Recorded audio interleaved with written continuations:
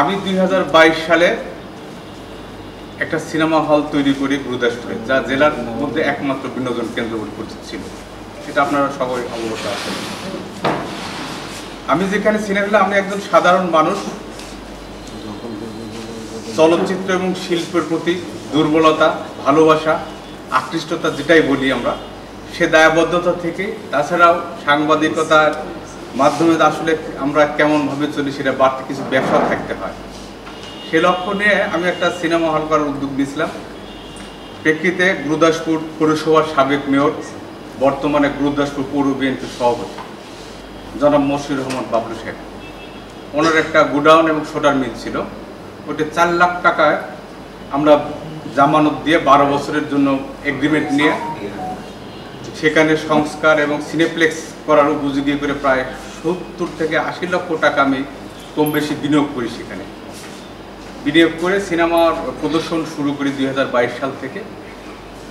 এর মধ্যে দেশের পট পরিবর্তনের পরে গত 6 আগস্ট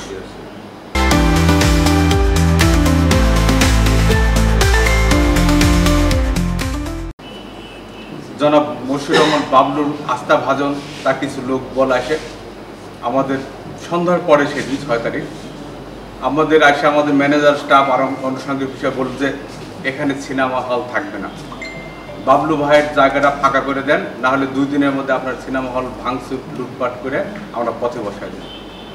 আমরা পরিস্থিতির কারণে তাকে যদিও বলছিলাম আমাদের এগ্রিমেন্ট আছে, উনি উচ্চ বাচ্চা স্বরে দাম্ভিকতার সঙ্গে বলছিলেন যে কিসের এগ্রিমেন্ট, এখন সময় আমাদের। তো পরিস্থিতির পরে আমি সেটা কলারসিবল গেটের দরজায় তালা দিয়ে রাখি। এখানে আরেকটু বলে রেখে, আমাদের সিনেপ্লেক্সের সামনে একটা ক্যান্টিন ছিল, সেটাও করেছি।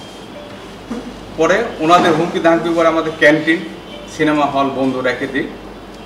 তো 2 দিন পরে গিয়েই 8 আগস্ট জনাব মশিউর রহমান বাবলু, গুরুদাসপুর পৌরসভার পৌর বিএনপির সভাপতি এবং সাবেক মেয়র, ওনার ভাই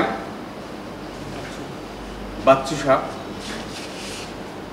সরোয়ার দিশা সহ কমসে কম আরও অনেকে ছিলেন, তার পিএস ছিলেন, এরকম সহ প্রায় 10-15 জন শুরুতে আসলেন হাটে সুটা নিয়ে। তো আমাদের কাছে খবর গেল যে আমরা ওখানে তোমার সিনেমা হল আক্রমণ করছি। তো আমি সেখানে গেলাম, গিয়ে তাদের বললাম যে ভাই কি সমস্যা, বলে সমস্যা পরে হবে, তুই এখান থেকে শর্ট বলে। এর মধ্যে আরো 40-50 জন হবে, সকলের হাতে চাইনিজ কুড়াল, রামদা, দেশীয় অস্ত্র নিয়ে তারা কলারসিবলের গেটের তালা ভাঙলেন, দরজার তালা ভাঙলেন, ভিতরে চলে গেলেন। আমরা অনেক অনুনয় বিনয় করার পরেও তারা আমাদের বলে নেই, বলে শালা তোদেরকে কোপাবে, এগুলো কোপায় ভাঙবো, লুটপাট তোকে খুন করবে এখানে সব। পরিস্থিতির কারণে আমরা নিরুপায় পাশে গিয়ে শুধু দেখলাম। দেখার পরে ওনারা চলে যাওয়ার পরে আমরা খোঁজখবর দিয়ে একটা তালিকা করলাম, দেখলাম অন এভারেজ আমাদের 300 চেয়ার ভাঙচুর করেছে প্লাস্টিকের, চাইনিজ স্কুল দিয়ে কুপায় ভাঙছে, একটা পর্দা, ডিজিটাল পর্দা ছিল সেটাও কাটছে, চেয়ারের দাম 4,80,000 টাকা, আর একটা পর্দা, ডিজিটাল পর্দা প্লাস্টিকের উন্নত মানের 3,30,000 টাকা। এই দুটো তাৎক্ষণিক ক্ষতিগ্রস্ত করে সিনেমা হলের ভিতরে যা যা ছিল প্রজেক্টর সহ দিয়ে অন এভারেজ 21 লাখ টাকার উপরে আমাদের লুটপাট এবং ভাঙচুরের ক্ষতি হয়। এটাই শেষ নাই, বিষয়টা নিয়ে আমি সেনাবাহিনীকে ফোন দিয়েছিলাম, পুলিশকে ফোন দিয়েছিলাম, ইউনো মহোদয়কে ফোন দিয়েছিলাম, তাৎক্ষণিক কেউ তারা আগে আসেনি। হয়তো পুলিশ বেশি কারণে কেন আসেনি। যাওয়ার পরে সব কিছু আমাকে নীরবে সইতে হয়েছে।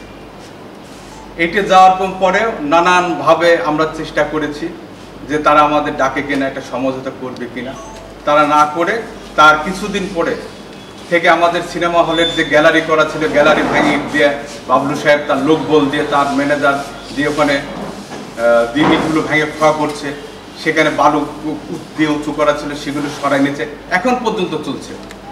আমি কোথাও কোনো বিচার পাইনি, থানায় অভিযোগ দিয়েছিলাম, পুলিশ প্রশাসন নানানভাবে সময় ক্ষেপণ করেছে, বাধ্য হয়ে আমি আদালতের আশ্রয় নিয়েছি।